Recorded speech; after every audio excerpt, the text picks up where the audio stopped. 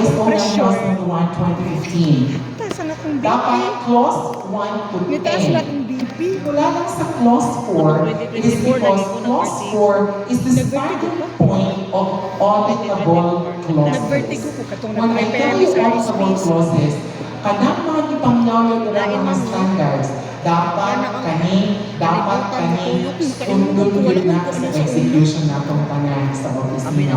From clause 4 to clause 10.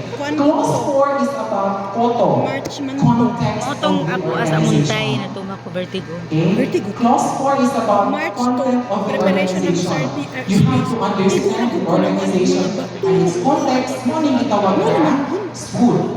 Ya pagka September, taas na Because dahil na akong BP. kung tanong ka what are your March man to ko problems in the Pagka office? September, taas na akong pressure. What are your challenges in the office? Isa mo ka o na teacher ang babalagawin. Daghan ipang yaw-yaw. Or Yun naman na siguro na taking down notes. Pila naman. Pag 140 i-visit sa school, wala ko naman problema na reflect diri ma. Try ma'am na may Dapat, kabalo sila sa internal and external issues or challenges ninyo na nakareflect sa school. When you will be asked, unsay challenges, unsay mga problema ninyo, unsay inyo ang circumstance sa opisina, ang inyong dapat makatubag na everyday sa na mo ginayon. Everyday. school. Pag wala na capture sa school, mo ka nito conflict of activities, internal or external? Conflict. Conflict of activities. Internal. Pwede internal, pwede external. Kaya ang naka-conflict, dahil ng office. Di ba? Pwede. Depende pagkasulat. Ed sa Ano? Pero kung conflict ang word, siya dapat mo tulong. Kung internal, weakness. Kung external, conflict. dapat sa threat na gawas. As a threat. Is that understood?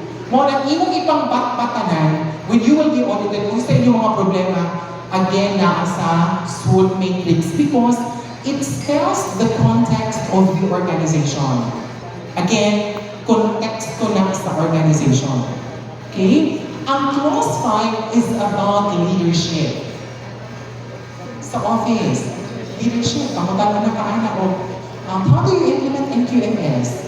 Naabot tayo office memorandum na nag-inmon na kanisya share ani nga committee, kanisya na may responsibilities ani office memorandum kung sa evidence nimo as a leader na i-plaster nimo ang organization. Diba? It's all about leadership. And kung nag-move ka o tao from one section to another section, unsay proseso nimo pag-move sa iya na by consultation, patingin ako ng evidence ng consultation, meron ba letter to this teacher, patingin ako ng letter to this teacher.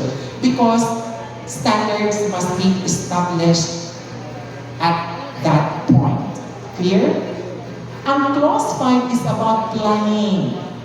Tanangin yung mga plans. Kung mga plans gano'n na templates, work and financial plans. Isa pa, supplementary Annual implementation plan. Basta ko yung mga tanang plans, documented dapat na. Okay? Ang clause 7 is about support that's divided into resources. Giunsan mo pag-support para ma-implement ang QMS sa school. Kwarta, allotment of budget. Patingin ako sa WFP na nakakantar doon na for NQMS implementation, this much only.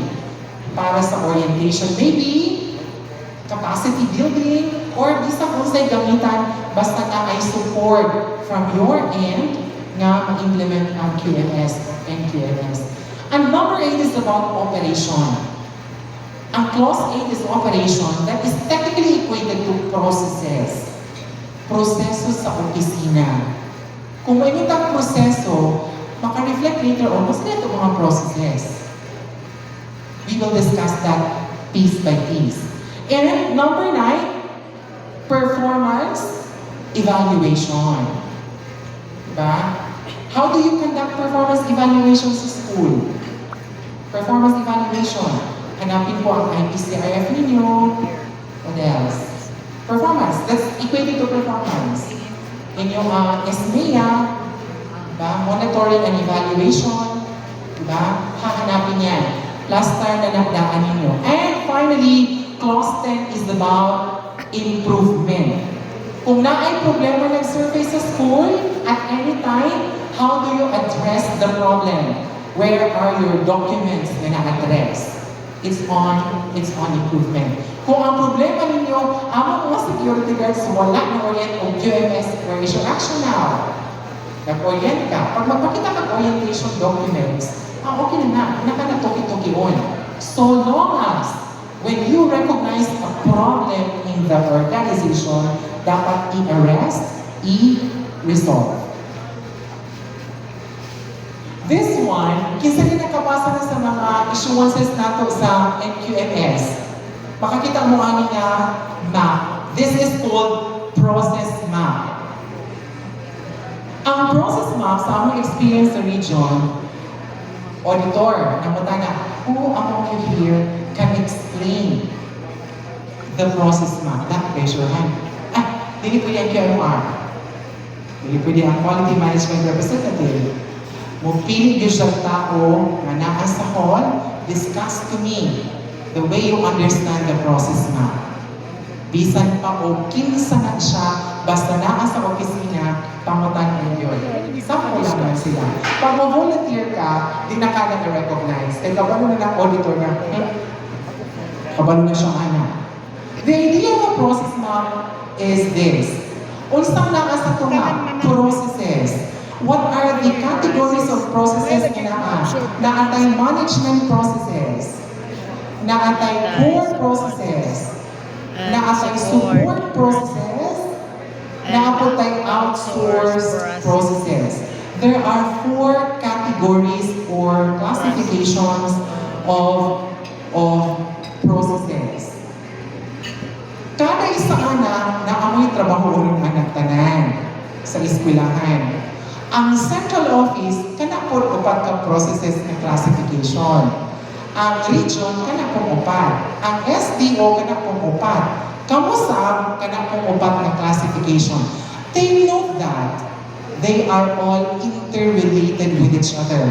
See the arrows? Meaning to say, all processes are affecting each other and they are technically intertwined or interconnected with each other. Ang sa taas, organizational context. Context of the organization. Pag yung context organization, nasa ganila ang mabutang sa inyong mind? SWOT.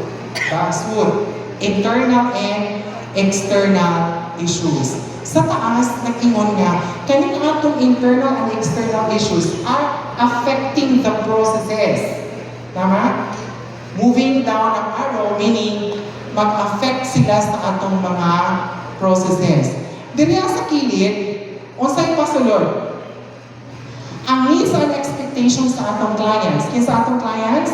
Learners and relevant interested parties na as needs and expectations, mo go through sila anang tanan nga proseso depending kung ang relevant sa pagbisita nila sa opisina or sa mga bata nga nasa eskwelahan. Pag mukagawa sila ang mga process dito sa tabo, unsay na yung tabo? Dapat responsive ang curriculum, appropriate ang learning environment, tungkol kay established man ang mga processes, tapos effective ang educational research and accurate educational assessment results, accessible basic education services, and competent teachers ang resulta. Kung kani present tanan unsay mahitabo, we will produce holistically developed learners with 21st century skills. Kaya naka-embed naman tanan sa proseso. Again, ang message ng magagahapon, kung makita mo 21st century skills na makitaan, nakas na mga learning competencies.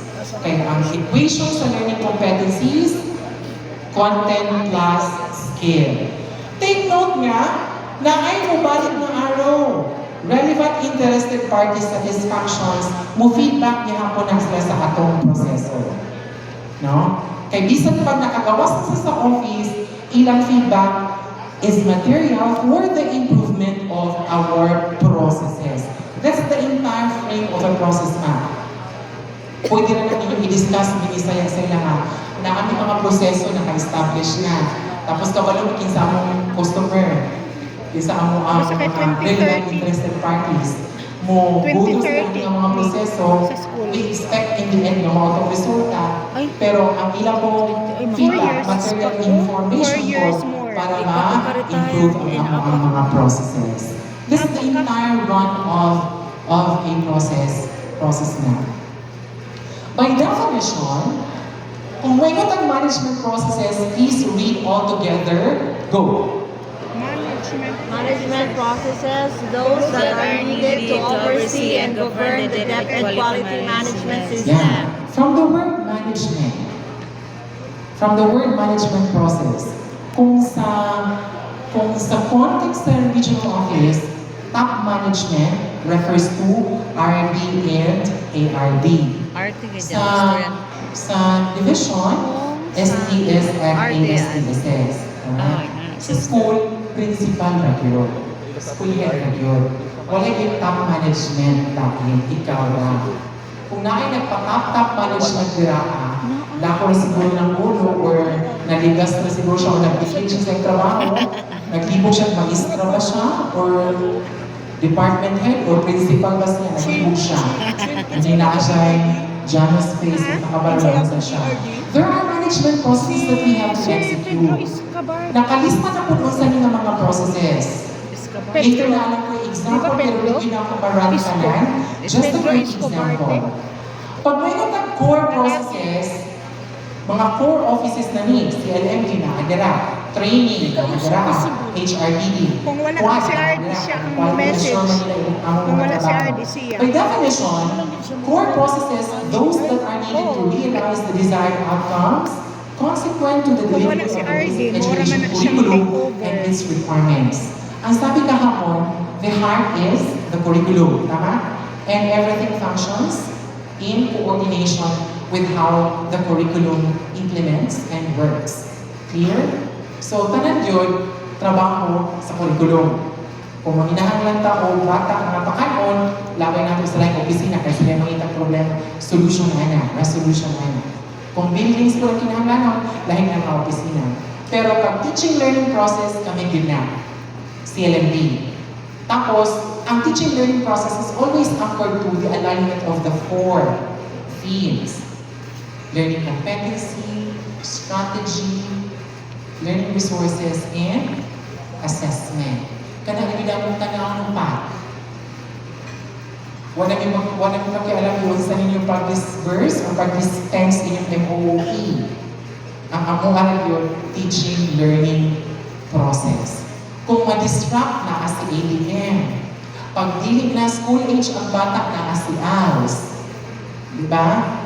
These are safety nets, programs that have to,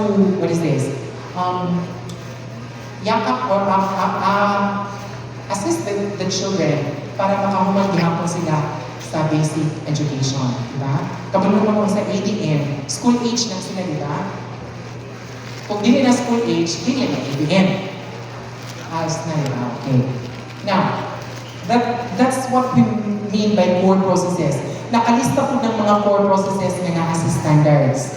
Meron na siya sa certain debt recorder na circulated years ago, 2 years ago, before we started our establishment of our quality management system at the regional office.